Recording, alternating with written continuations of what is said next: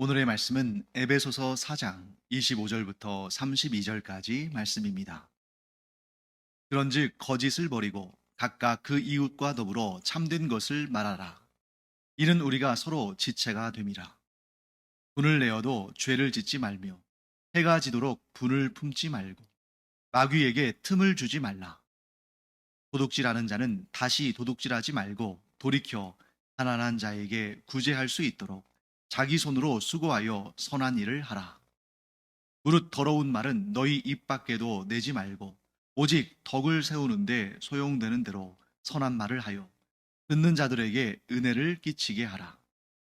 하나님의 성령을 근심하게 하지 말라. 그 안에서 너희가 구원의 날까지 인치심을 받았느니라.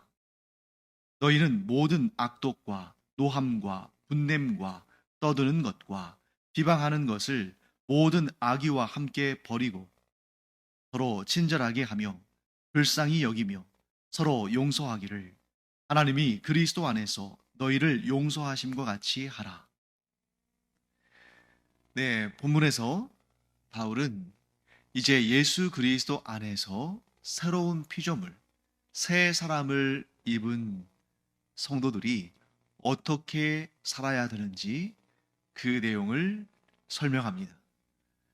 전체의 내용을 이렇게 한 문장으로 줄인다면 이렇게 말할 수 있겠네요. 성령을 근심하게 하는 그런 삶을 살지 말고 성령께서 기뻐하실 그런 삶을 살아라. 이렇게 말씀합니다. 그런데 왜 성령을 말씀하시느냐? 성자 하나님, 또 성부 하나님, 다 우리에게 하나님이시죠. 그런데 성령 하나님을 근심하게 하지 말라. 이렇게 말씀하는 이유는 뭐냐면 성령 하나님은 바로 우리가 살아가는 이 세상에서 우리와 동거하시고 우리와 동행하시며 우리와 늘 함께 하시는 하나님이시기 때문이에요. 즉 성부 하나님께서 우리를 창조하시고 성자 하나님께서 우리를 구원하시고 성령 하나님께서 이 구원받은 성도들 우리와 늘 함께 이 땅에서 동행하시기 때문에 우리의 잘못된 삶, 우리가 의와 진리의 거룩함을 따라 살지 않으면 성령께서 근심하신다는 거죠. 반면에 우리가 하나님의 뜻대로 의와 진리의 거룩함 가운데 살아가면 우리와 동거하시고 우리와 동행하시는 성령께서 얼마나 기뻐하시겠는가 하는 것을 우리가 알게 됩니다. 그렇기 때문에 오늘 본문의 말씀의 핵심적인 내용은 성령께서 기뻐하실 그런 거룩한 삶을 살아라. 우리 이렇게 요약할 수가 있겠습니다. 그러면 구체적인 내용들, 어떤 삶이 성령을 근심하게 하는 삶이고 어떤 삶이 성령을 기쁘시게 하는 삶인가 하는 것을 살펴보도록 하겠습니다. 먼저 25절 말씀 함께 보겠습니다. 그런즉 거짓을 버리고 각각 그 이웃과 더불어 참된 것을 말하라. 이는 우리가 서로 지체가 됨이라. 자, 여러분, 거짓말을 버리라. 그리고 참된 말을 하라. 우리는 서로 지체가 되기 때문에 우리가 우리의 지체된 성도들에게 거짓을 말하면 그것은 하나됨의 이 통일성, 하나됨의 끈을 끊어버리는 것이다. 즉, 거짓은 하나됨을 훼손하는 그러한 아주 좋지 않은 그런 일이고 사탄이 그것을 통해서 교회 공동체의 하나됨을, 성도 간의 하나됨을 깨뜨리려 한다 하고 말씀하는 것입니다. 자, 그렇다면 거짓말은 왜 하는 걸까요? 거짓말도 아주 다양한 이유와 종류가 있습니다. 네 가지 정도 저는 이렇게 분석해 봤습니다. 첫째, 위기를 모면하기 위해서 거짓말을 한다. 그러니까 뭐 악의가 있다기보다는 지금 내가 상대방이 묻는 것에 대해서 사실 그대로 답하면 내 체면이 깎인다든지 자존심이 상한다든지 또는 지금 당장 뭔가 이렇게 좀 불편한 일이 생긴다든지 괜히 상대방을 또 기분 나쁘게 하고 싶지 않다든지 이런 일종의 위기나 불편함을 모면하기 위해서 둘러대는 말을 하는 것. 이것도 일종의 거짓말이겠죠? 하지만 이 정도의 거짓말은 그나마 조금 이렇게 어, 남에게 큰 해를 미치지 않는 그런 선에서 하게 될 겁니다. 그런데 그 다음에 이러한 거짓말도 있죠. 자신을 좋게 포장하기 위해서 하는 거짓말이 있습니다. 이것도 처음에는 상대방이 나를 좀 좋게 생각했으면 좋겠다 하는 말에 그런 마음에 조금 더 과장되게 또는 작은 것을 크게 부풀려서 이렇게 할 때가 있지만 이게 점점점 발전하게 되면 있지도 않은 것을 있는 것처럼 하지도 않은 일을 한 것처럼 뭐 예를 들면 요즘에 뭐 많이 매스컴에도 한동안 문제가 됐었죠. 뭐 표기를 부풀린다든지 점수를 조작한다든지 또는 계약의 그런 내용들을 있지도 않은 사실을 넣는다든지 이렇게 자기 자신을 포장하기 위해서 하는 거짓말 이런 거짓말이 있습니다. 세 번째, 여기부터는 조금 더 악한 그러한 모습들을 띠죠. 남을 속여서라도 내가 이익을 취하고자 하는 것. 이런 이익은 불이한 이득이겠죠. 내가 불이한 이익을 취하기 위해서 남을 속이는 그런 거짓말도 있습니다. 그리고 가장 안타까운, 가장 좀 악한 거짓말 중에 하나는 뭐냐면 남을 속이고 그로 말미암아 그를 위험에 빠뜨리고 그를 고통스럽게 하기 위해서 의도적으로 팩트를 조작해서라도 의도적으로 거짓말을 하는 경우죠. 남을 궁지에 몰고 위험에 빠뜨리고 심지어 죽이려는 그런 시도가 있을 수 있습니다. 자, 이처럼 거짓말은 아주 다양하고 그 정도에도 차이가 있습니다. 그런데 성경은 뭐라고 말씀하시냐면 거듭난 그리스도인, 곧 새 사람, 그리스도 안에서 새 사람이 된 그리스도인은 어떠한 경우에도 어떤 모양으로도 어떤 방식으로든 어떤 의도로든 거짓말을 하지 말라. 거짓말 자체가 하나님께서 기뻐하시는 일이 아니다. 사실 성경에서 하나님께서 허락하시는 거짓말은 딱 한 가지 경우입니다.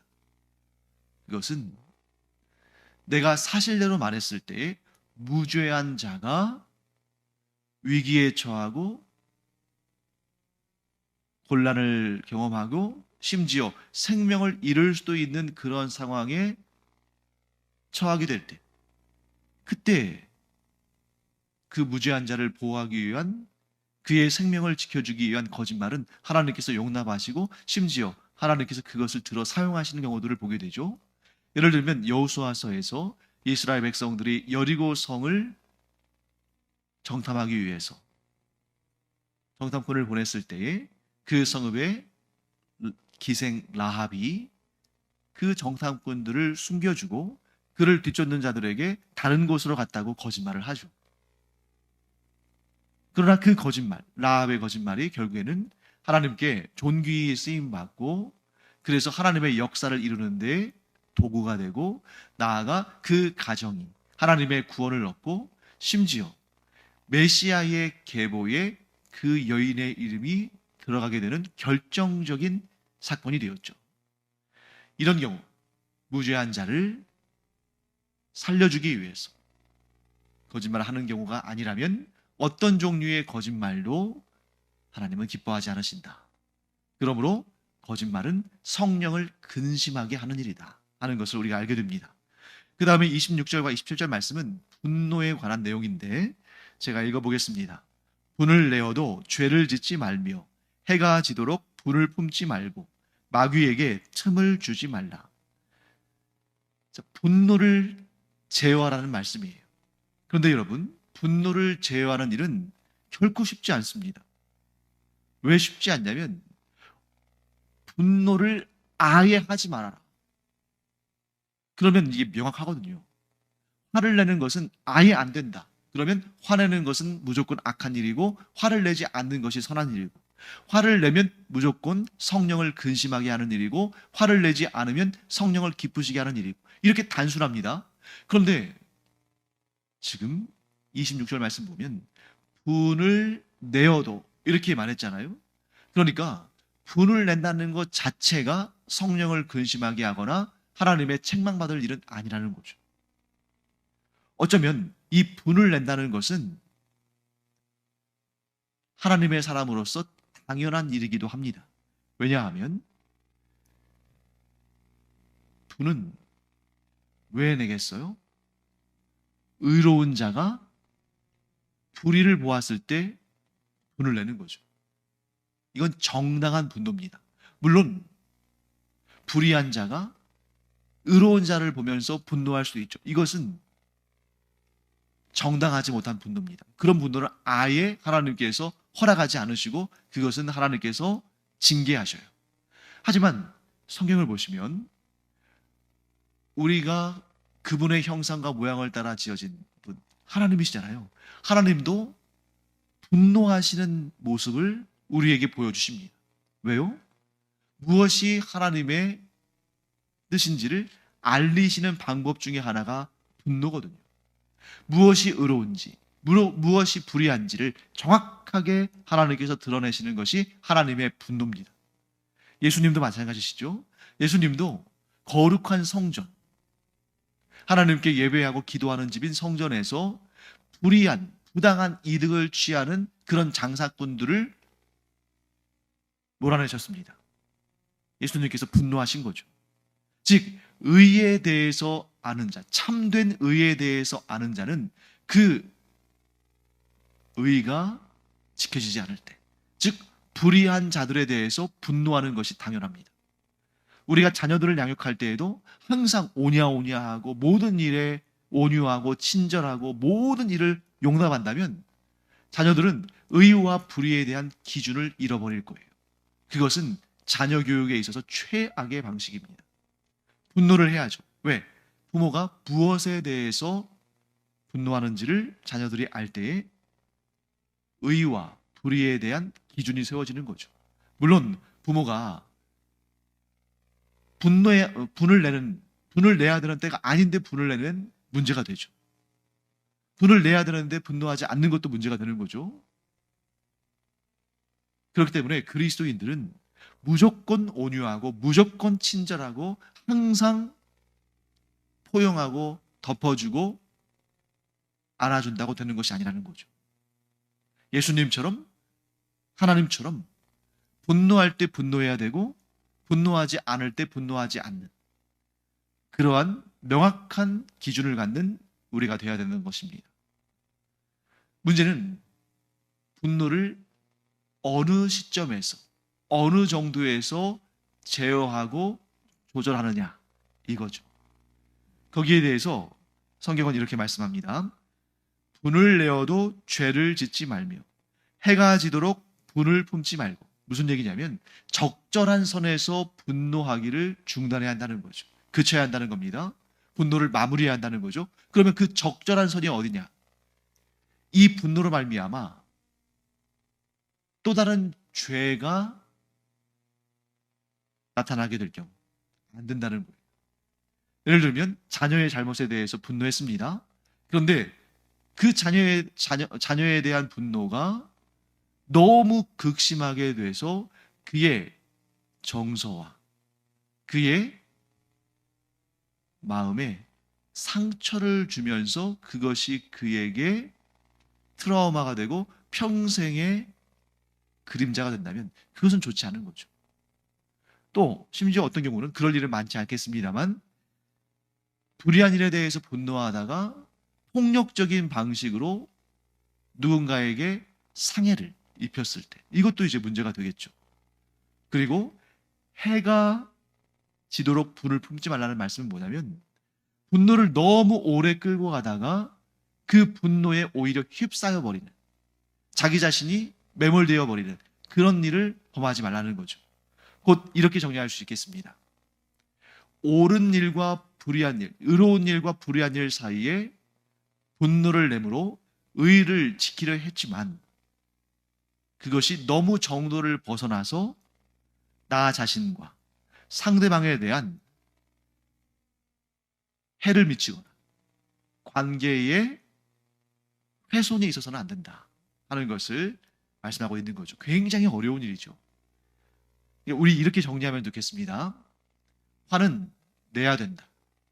왜냐하면 화는 의로움을 아는 자가 불의한 것을 볼 때에 마땅히 표출해야 되는 그런 감정이다. 그러나 그것이 나를 해치거나 상대방과의 관계를 돌이킬 수 없게끔 훼손하도록 방치해서는 안 된다. 이렇게 정리하겠습니다. 그래야만 이제 27절 말씀처럼 마귀에게 틈을 주지 않는 것입니다. 우리가 분노를 하면서 적절하게 제어하지 못하면 그 틈을 타서 반드시 마귀가 시험하고 공격하는데, 그렇게 불의한 것에 대해서 의로운 마음을 표출했다가 도리어 마귀에게 시험당하는 일을 하지 말라. 이렇게 성경은 말씀하는 것이죠. 자, 그 다음에 이제 28절 말씀 볼까요? 도둑질 하는 자는 다시 도둑질을 하지 말고 돌이켜 가난한 자에게 구제할 수 있도록 자기 손으로 수고하여 선한 일을 하라.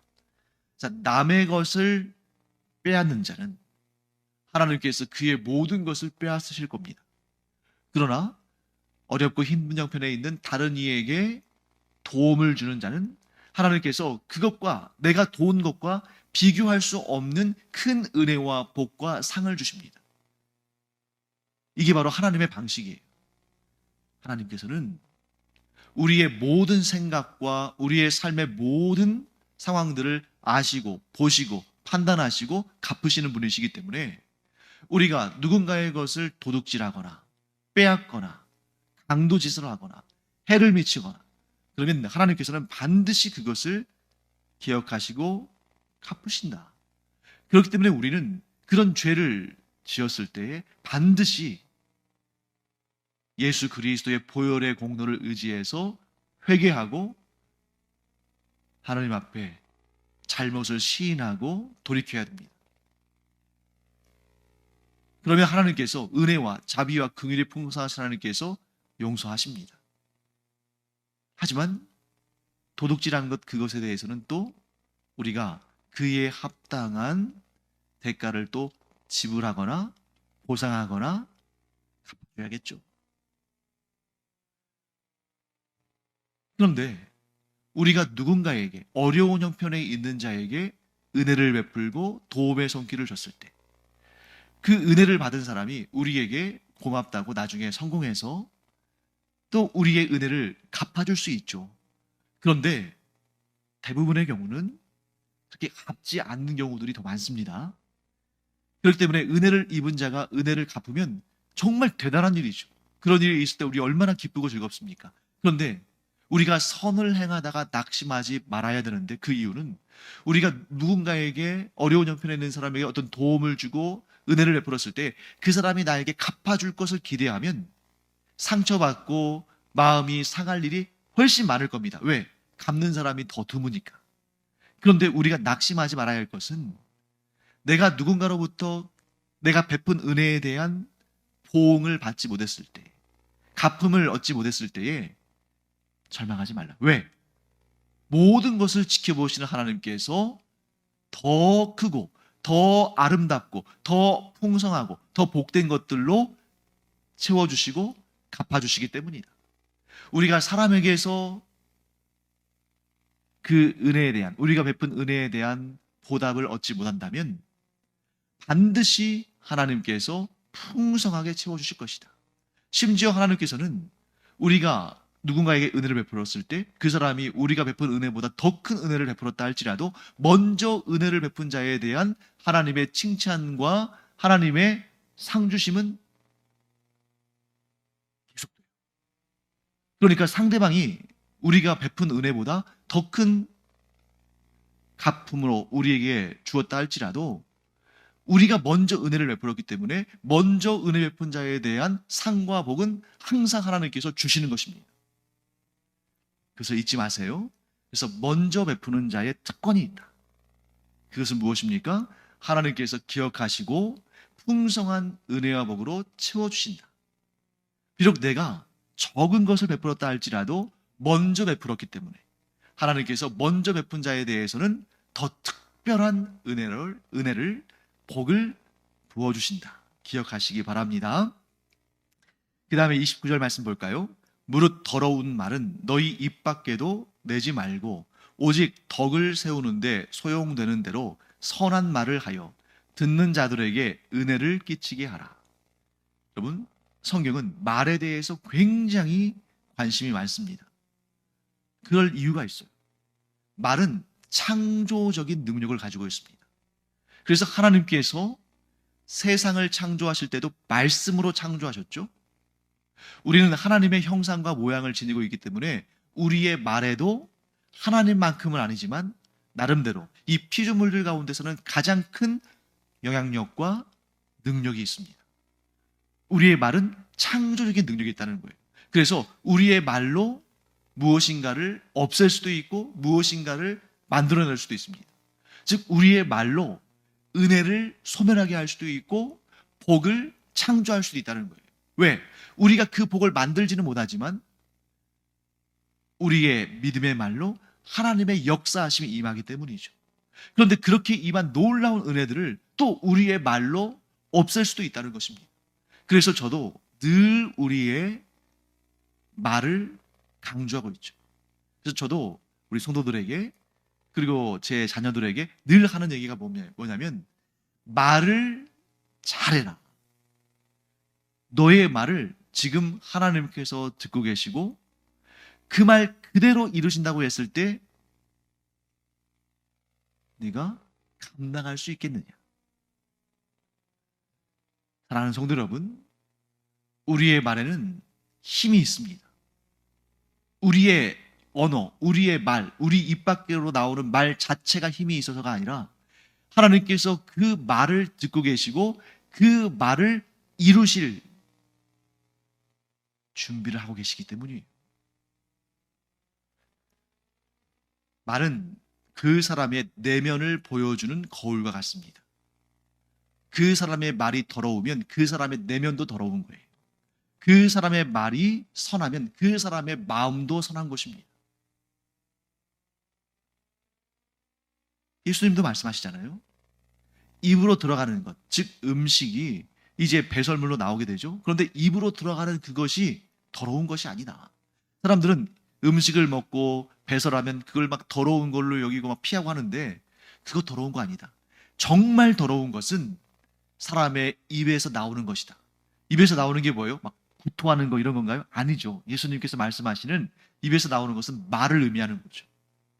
사람의 말이 정말 더러운 것이다. 그런데 그 말에 실수가 없고 그 말에 덕이 있고 그 말에 은혜가 있는 자는 하나님께 참으로 존귀히 여김을 받고 쓰임을 받게 되는 자다. 사랑하는 성도 여러분, 오늘 우리가 성령을 근심하게 하는 자가 아니라 성령을 기쁘시게 하는 자가 되는 방법을 공부하고 있잖아요. 그 중에 제일 가장 자주 가장 많이 쓰이는 도구가 뭡니까? 말입니다. 그리고 이 말은 단지 언어뿐만 아니라 우리의 생각과 마음까지 포함하는 거죠. 왜? 말은 생각과 마음의 거울이니까. 그래서 우리 이렇게 하기 바랍니다. 내가 어떤 마음을 품는가? 내가 어떤 생각을 하는가? 또 내가 어떤 말을 하는가? 이것이 너무너무 중요하고 그것에 따라서 성령께서 근심하기도 하시고 기뻐하기도 하신다. 나는 성령을 기쁘시게 하는 자가 되기를 원하면 내 생각이 선한 생각들, 내 마음이 선한 마음으로, 내 말이 선한 말로 변화되어지는 역사를 내가 힘들지만 실천해야 된다 하는 것입니다. 그래서 30절 말씀, 하나님의 성령을 근심하게 하지 말라. 그 안에서 너희가 구원의 날까지 인치심을 받았느니라. 성령은 우리가 구원의 날, 즉 천국에 들어가는 날까지 우리를 너는 내 것이다 하고 인을 친 거예요. 인을 친다는 것은 도장을 찍는 겁니다. 그런데 우리가 성령의 사람들로, 하나님의 사람들로 도장을 찍힘을 받았는데 정작 우리의 생각과 말과 행동이 하나님의 기쁘심이 되지 못한다면 당연히 여러분, 우리가 하나님의 성령의 인치심을 받지 않았다면 하나님의 소유가 아니니까 우리가 어떻게 살든 뭐 하나님께서 근심하실 필요는 없을 겁니다. 그냥 아주 정확하게 심판하실 일은 심판하시고 칭찬하실 일은 칭찬하시겠죠. 이 세상 사람들 하나님 믿지 않아도 칭찬받는 일들을 하니까. 물론 구원받지는 못하겠습니다만, 하지만 우리 하나님의 소유로 인침을 받은 우리는 하나님의 기쁘심이 되어야 되지 않겠습니까? 우리가 하나님의 소유로 인침을 받았는데 하나님의 기쁘심이 되지 못하면 하나님께서 얼마나 근심하시겠어요. 사랑하는 성도 여러분, 우리가 성령을 근심하게 하는 자들 아니라 성령을 기쁘시게 하는 자들 되기를 간절히 축원합니다. 그리고 마지막으로 31절과 32절 볼까요? 너희는 모든 악독과 노함과 분냄과 떠드는 것과 비방하는 것을 모든 악의와 함께 버리고 서로 친절하게 하며 불쌍히 여기며 서로 용서하기를 하나님이 그리스도 안에서 너희를 용서하심과 같이 하라. 간단하게 정리하면 이 내용입니다. 너희가 의와 진리의 거룩함을 입은 하나님의 사람들이 되었으니 이제 버릴 것은 버리고 베풀 것은 베푸는 사람이 되라. 뭘 버려야겠어요? 모든 악독, 노함, 분냄, 떠드는 것, 비방하는 것, 곧 성령이 근심하시는 일들을 버리고 서로 친절하게 하며 불쌍히 여기며 서로 용서하기를 하나님이 그리스도 안에서 너희를 용서하신 것 같이, 하나님께서 우리에게 은혜를 베푸심 같이 우리도 은혜를 베풀며 살아야 한다. 사랑하는 성도 여러분, 우리가 하나님이 주시는 지혜 가운데 하나님의 뜻을 분명히 알면서 하나님의 뜻 가운데에 버릴 것은 버리고 베풀 것은 베풀면서 성령의 근심이 되는 성도들이 아니라 성령을 기쁘시게 하는, 그래서 하나님의 기쁘심이 되는 우리가 되기를 간절히 축원합니다. 기도하겠습니다. 하나님, 저희가 하나님의 자녀들로서 성령을 근심하게 하는 자들이 아니라 성령을 기쁘시게 하는, 그래서 하나님의 칭찬과 사랑과 은총을 얻는 하나님의 사람, 하나님을 기쁘시게 하는 사람들 되기를 원합니다. 성령으로 저희를 충만케 하여 주시고 성령의 음성에 귀를 기울이게 하시고 성령의 인도하심에 순종하게 하셔서 그와 같은 복된 하나님의 자녀들 되게 하여 주시옵소서. 감사드리며 예수님의 이름으로 축복하며 기도합니다. 아멘. 기도하는 시간입니다. 우리가 성령으로 충만해서 성령의 도우심 가운데 하나님을 기쁘시게 하는 그런 사람 되기를 기도하기 바랍니다. 기도하겠습니다.